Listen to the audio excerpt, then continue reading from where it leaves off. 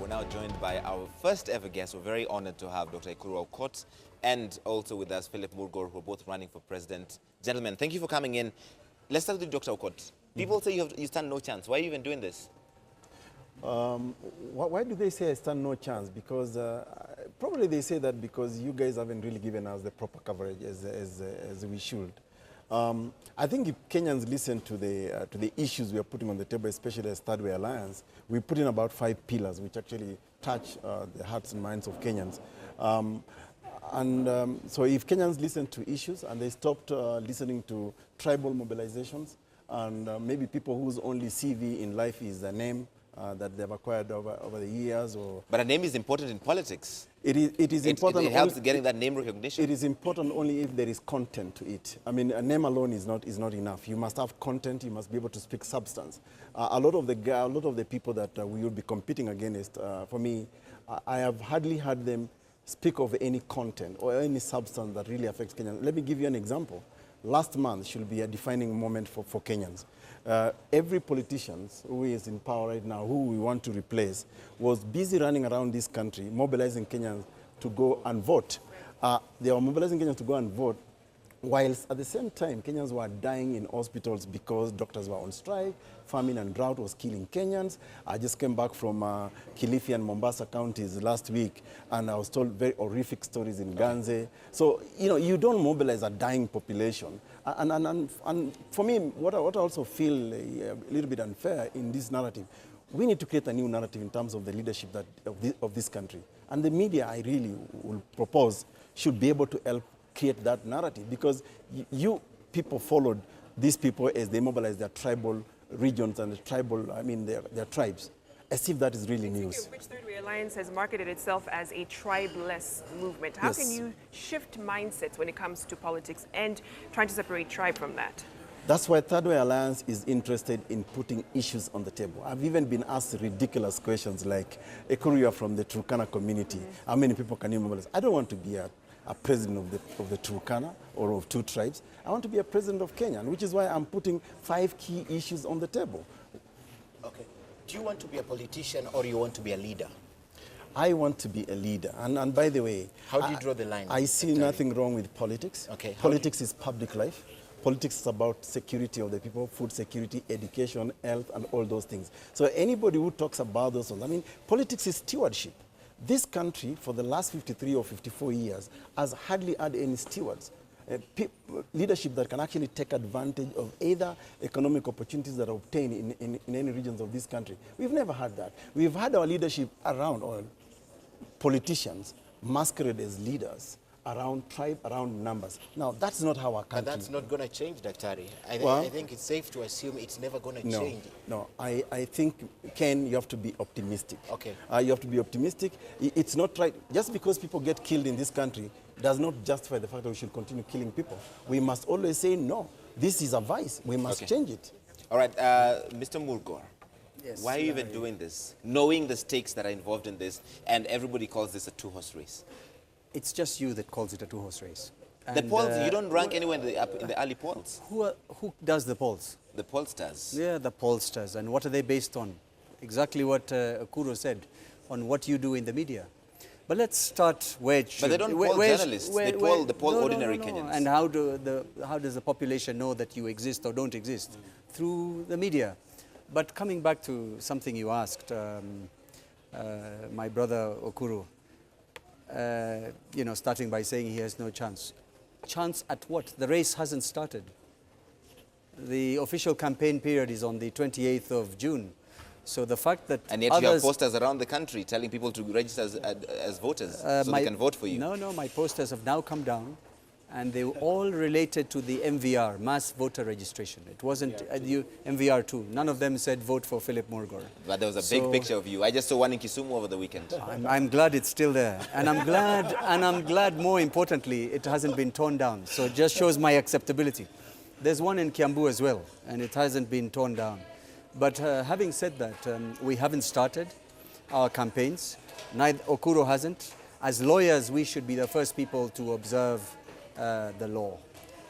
We went across as UDM to IEBC, the offices, the other day, and asked Mr. Chebukati why he doesn't rein in the government, particularly Uhuru and Ruto, from starting their campaigns. And the gentleman said he's powerless. He can't enforce it. He has set out guidelines, but he can't enforce them. So what we have is like a race. Somebody has taken off before the starter gun. You are quite impressed that they are running many times round before the rest of us. But the race hasn't started. But how are you going to go up against politicians who have a bigger war chest, some say maybe more political charm, to take it all the way to the top office? Charm, I dispute totally. War chest, I think you should ask them where they got it. I'd love you to ask them on this show where they've got the billions they're running around with. I am very proud of the fact that I don't have a war chest, particularly one of which I can't explain the sources.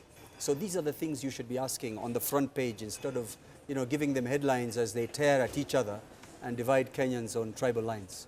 Stick to the message. Tell me something. Are you a quitter?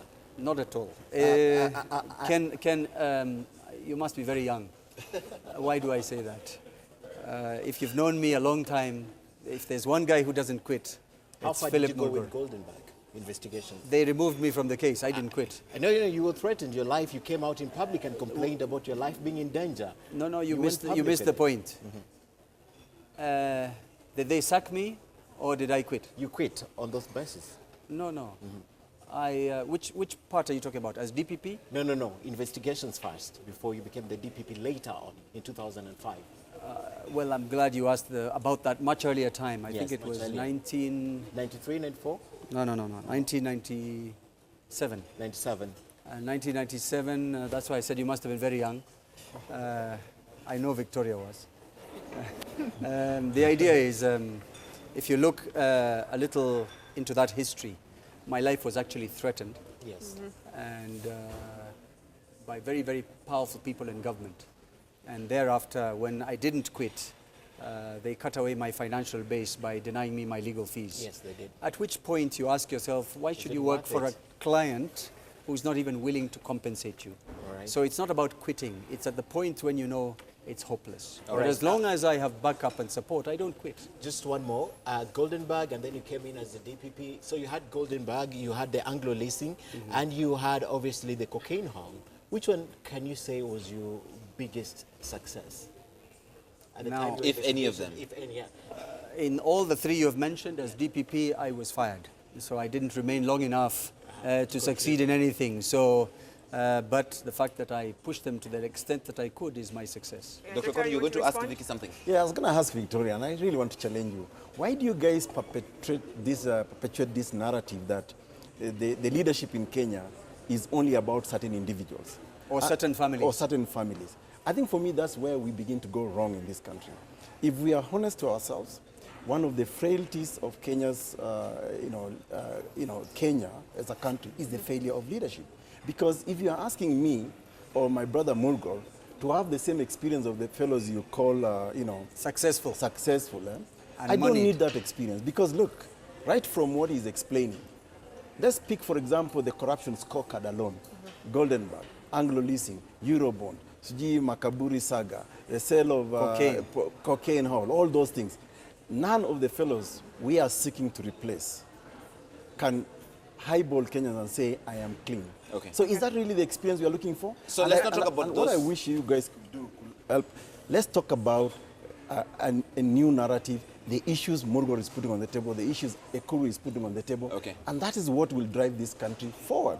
May I also make a suggestion? You want to make a suggestion? Well, Okay, real no, quick, no, because in this way, tell us why you think the 2 or 3 giants you clearly seem to be siding with are doing don't such a side good with job. anybody. We're giving people equal opportunity. When you start a discussion by saying, Okoro, you have no chance, narrative. or Mr. Murgor, what have you done for anyone lately? Because that's how we want what you should be asking is, have the others done anything? And When then we- you lay the foundation for a discussion why we should think we're any better. when we have them on, we will ask those questions. In but fact, I have Larry, to. in fact, yes, Larry, yes. if I can just add to that, if you look at these people who have really sort of quote-unquote dominated the political space in this country, they've actually been the sources of the many problems Kenyans are going through right now. So you're saying the And problems in therefore- Kenya are to blame on Raila Odinga and Uhuru Kenyatta? No, I didn't mention their names. But You- the They're the people- ones who are dominating. you said it. No, you said it. Those are your Of course words. you're a not mine. lawyer, so you're going to... And don't no, be embarrassed no, if you say it. don't be. No one is going to bash Probably you. because, they, like Ken said, that's how you've been conditioned. But I want to tell you this. This idea of two-horse race is actually absolute nonsense. Created by the media. Yes. Created by the media, fair enough. I have to take a break, but let me ask you, both of you, like you first, what is the alternative you're offering to Kenyans? Tribeless, eliminate tribalism, eliminate corruption, with the support of every other person of like mind. Because if you look at those two problems, those are the two problems that threaten the existence of this country. If we don't get it right, at this election, we'll probably be descend into civil Will war. eliminating tribalism give people jobs, give them food, give them roads, give them all of those And I'm things? coming to the second part. And if you eliminate corruption, there'll be so much saved, you'll get all those things. But I can tell you, we don't need any more roads. Too many roads. We're not paying our doctors. We're not paying anybody's salaries in the name of infrastructure. There's enough. We have to balance the needs of the country. Dr. I am giving you a camel. I'm putting a camel on the race. That's why we call us Ngamia one. And I want to dispute the fact that people keep on saying the two-horse race. We want to give you guys a camel, and I want Kenyans just to take this simple example. Kenya has been resilient despite all the problems that have been caused by the leadership in the last 54 years.